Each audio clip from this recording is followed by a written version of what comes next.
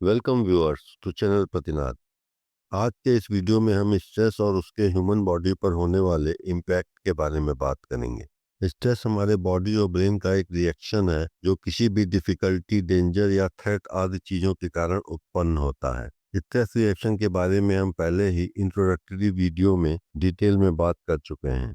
हमने short term stress और long term stress के बारे में भी सेकेंड वीडियो में बात की थी। शॉर्ट टर्म स्ट्रेस, जिसे हम अक्यूट स्ट्रेस भी कहते हैं, वह हमारे परफॉर्मेंस और सर्वाइवल रिलेटेड एबिलिटीज में इम्प्रूवमेंट लाता है, जबकि क्रॉनिक स्ट्रेस या लॉन्ग टर्म स्ट्रेस कई बॉडली सिस्टम और हमारे ब्रेन पर निगेटिव इम्पैक्ट डालता है। इसकी वजह से hormonal abnormalities, musculoskeletal problems, digestive problems, immune system suppression, cardiovascular elements, memory loss आदि चीजें हो सकती हैं। ये वीडियो डिफरेंट बॉडी सिस्टम्स पर स्ट्रेस के इफेक्ट के बारे में बताएगा। पहली चीज है कार्डियोवैस्कुलर सिस्टम, जिसमें हमारा हार्ट और ब्लड वेसल्स आते हैं। Stress reaction sympathetic nervous system को एक्टिवेट करता है, जिससे ब्लड प्रेशर और हार्ट रेट बढ़ता है ताकि फाइट और फ्लाइट रिस्पॉन्स के लिए बॉडी तैयार हो सके। जहां अक्यूट या शॉर्ट टर्म स्ट्रेस इस तरह से ब्लड प्रेशर और हार्ट रेट के बढ़ने से शरीर को एक शॉर्ट टाइम के लिए फायदा दे सकता है, वहीं ब्लड प्रेशर और हार्ट रेट का बहुत लंबे समय तक एक्टिवेशन हमारे हार्ट के लिए बहुत रिस्की हो सकता है। और जैसा कि हम पहले दो वीडियो में देख चुके हैं कि क्रॉनिक स्ट्रेस में हमारी बॉडी बहुत देर तक एक्टिवेटेड स्टेट में रहती है। अब हम क्रॉनिक स्ट्रेस के बॉडी पे पड़ने वाले कुछ इफेक्ट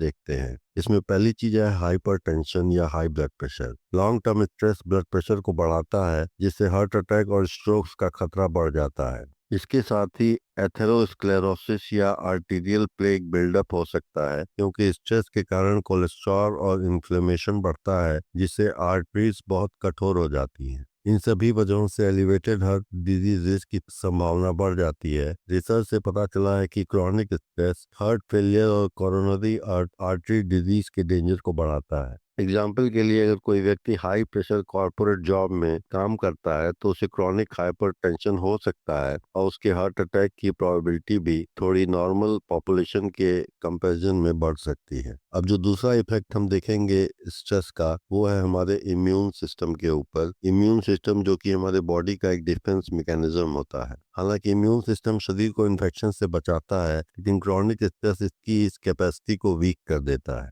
क्रॉनिक स्ट्रेस का इम्यूनिटी पर होने वाला इफेक्ट कुछ इस तरह से है। Enhance infection susceptibility. इसका मीनिंग है कि शरीर में इन्फेक्शन होने की संभावना या प्रोबेबिलिटी बढ़ जाती है, और इसका कारण होता है कि वाइट ब्लड सेल फंक्शंस कमजोर हो जाते हैं, जिससे फ्लू और कोल्ड जैसे इन्फेक्शन की संभावना बढ़ जाती है। यहाँ पर यह पता होना चाहिए कि वाइट ब्लड सेल्स ही वो सेल्स हैं जो हमारे शरीर में आने वाले बैक्टीरिया और वायरस को अटैक करके खत्म करते हैं। दूसरी चीज है डिलेड वुंड हीलिंग। इसका मतलब है कि शरीर में हुई कोई इंजरी को ठीक होने में जरूरत से ज्यादा समय लगता है, और यह इसलिए होता है कि शरीर में बढ़े हुए हाई कॉर्टिजोल लेवल शरीर की वुंड हीलिंग कैपेसिटी को स्लो कर देते हैं। इसमें तीसरी चीज है ऑटो इम्यून डिसऑर्डर्स, जिसका मतलब है ऐसा डिसऑर्डर जिसमें बॉडी अपने ही शरीर के अगेंस्ट काम करने लगती है। जो क्रॉनिक स्ट्रेस होता है वो रूमेटॉइड आर्थराइटिस, ल्यूपस और अन्य ऑटो इम्यून डिजीजेस को ट्रिगर करता है या उनको बढ़ा सकता है। एग्जाम्पल के लिए, जैसे कोई कॉलेज स्टूडेंट जो एग्जाम के टाइम में बहुत ज्यादा एकेडमिक प्रेशर में होता है, उसकी इम्यूनिटी कमजोर हो सकती है और उसे बार बार फ्लू या कोल्ड लाइक सिम्टम्स हो सकते हैं।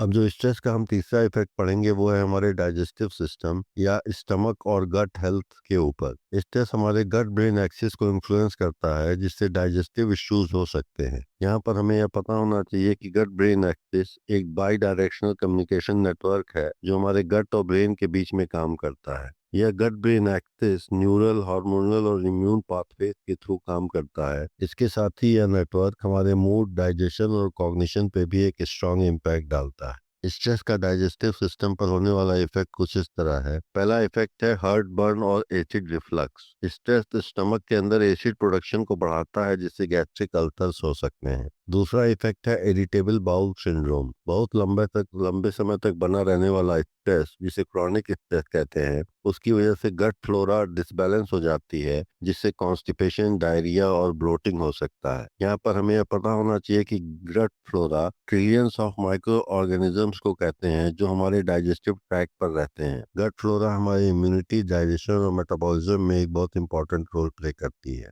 तीसरी चीज है चेंजेस इन एपेटाइट। कुछ लोग एपेटाइट लॉस एक्सपीरियंस करते हैं, जबकि कुछ लोग ओवर ईटिंग, जिसे स्ट्रेस ईटिंग भी कहा जाता है, उसके शिकार हो जाते हैं, जिससे ओबेसिटी हो सकती है। एग्जाम्पल के लिए कोई बिजनेसमैन जो फाइनेंशियल स्ट्रेस में है, उसे क्रॉनिक एसिड रिफ्लक्स हो सकता है और उसे स्टमक में एसिड ओवर प्रोडक्शन के कारण मेडिसिन लेनी पड़ सकती हैं। स्ट्रेस का जो चौथा इफेक्ट है बॉडी पे, वो है हमारे एंडोक्राइन सिस्टम में इम्बैलेंस, या हम कह सकते हैं कि एक तरीके का हार्मोनल इम्बैलेंस होना। स्ट्रेस जो है वो हार्मोन्स के बैलेंस को बिगाड़ने का काम करता है, जिससे एनर्जी लेवल, मेटाबॉलिज्म और रिप्रोडक्टिव हेल्थ इन्फ्लुएंस होते हैं। क्रॉनिक स्ट्रेस का हार्मोन पर इफेक्ट कुछ इस तरह से है। पहली चीज है कि बढ़ा हुआ कॉर्टिजोल लेवल, इसकी वजह से इंसुलिन रेजिस्टेंस, वेट गेन और हाई ब्लड शुगर हो सकता है। दूसरी चीज है डिसरप्टिव रिप्रोडक्टिव हार्मोन, जिसका रिजल्ट हो सकता है chronic stress, infertility, decrease libido और इरेगुलर मेंस्ट्रुअल साइकिल एक्सेट्रा। तीसरी चीज है थायराइड डिसफंक्शन, जिसके रिजल्ट से ये होता है कि स्ट्रेस हाइपरथायरॉयडिज्म होने की संभावना हो सकती है और एंजाइटी, फास्ट हार्ट बीट आदि चीजें दिखाई देती हैं। या इसका उल्टा भी होता है, जिसे कहते हैं स्ट्रेस हाइपोथायरॉयडिज्म, जिसमें फैटीग, वेट गेन आदि चीजें ट्रिगर हो सकती हैं।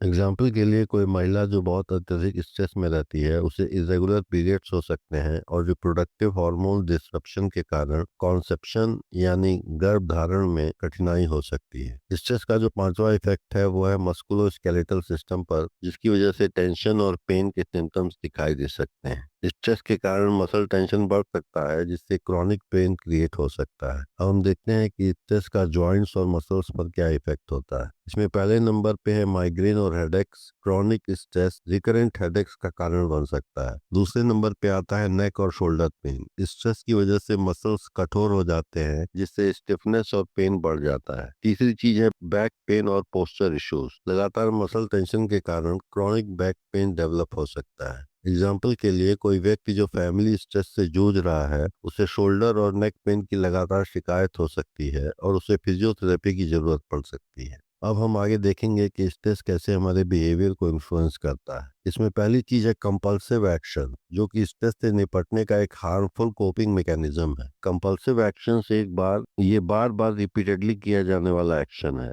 जैसे इंक्रीज यूज ऑफ अल्कोहल और ड्रग्स या सब्सटेंस एडिक्शन, और इसको स्ट्रेस कोपिंग स्ट्रेटजी के रूप में अपनाया जाता है। कहने का अर्थ है कि व्यक्ति को जैसे स्ट्रेस होता है, वो तुरंत ही इस तरह के एडिक्टिव बिहेवियर्स में इंगेज हो जाता है, जैसे स्मोक करना, ड्रिंक करना आदि चीजें। एक और चीज अक्सर देखी जाती है, जिसे इमोशनल ईटिंग कहते हैं। जैसे कुछ लोग हाई फैट और शुगरी फूड्स का सेवन करके स्ट्रेस रिलीफ पाते हैं। हमने देखा है कि कई बार लोग स्ट्रेस में आते ही हाई कैलोरी जंक फूड खाने लगते हैं। इसका एक कारण ये भी है कि जंक फूड में कार्बोहाइड्रेट की मात्रा बहुत अधिक होती है। ये कार्बोहाइड्रेट हमारे ब्रेन में पाए जाने वाले एक न्यूरोट्रांसमीटर सीरोटोनिन की अवेलेबिलिटी को बढ़ाते हैं, और सीरोटोनिन न्यूरोट्रांसमीटर हमारे मूड को रेगुलेट करता है। इसीलिए हमें कार्बोहाइड्रेट रिच फूड खा के अच्छा महसूस होता है, पर लॉन्ग रन में मूड को रेगुलेट करने की ये स्ट्रेटजी ठीक नहीं होती। अगली चीज है स्मोकिंग और कैफीन डिपेंडेंसी। लोग स्ट्रेसफुल सिचुएशन में अधिक स्मोक या कॉफी कंजम्पशन कर सकते हैं। यहाँ हम पाते हैं कि निकोटीन जो स्मोकिंग करने से मिलता है और कैफीन जो कॉफी, टी या कोला ड्रिंक्स में मिलता है, वो हमारे ब्रेन में पाए जाने वाले अलग अलग न्यूरोट्रांसमीटर्स पर अपना इम्पैक्ट डालता है और हमें रिलीफ महसूस होता है, पर यह सभी चीजें एक्सेस में नुकसान ही पहुंचाती हैं। एग्जाम्पल के लिए कोई लॉयर जो अत्यधिक स्ट्रेस में काम कर रहा है, अधिक अल्कोहल कंजम्पशन कर सकता है, जिससे उसके हेल्थ इश्यूज बढ़ सकते हैं। जो दूसरा बिहेवियरल कैरेक्टरिस्टिक दिखाई देता है वो है रिलेशनशिप इश्यूज और social withdrawal. Chronic stress relationship और सोशल इंटरेक्शंस को इन्फ्लुएंस कर सकता है।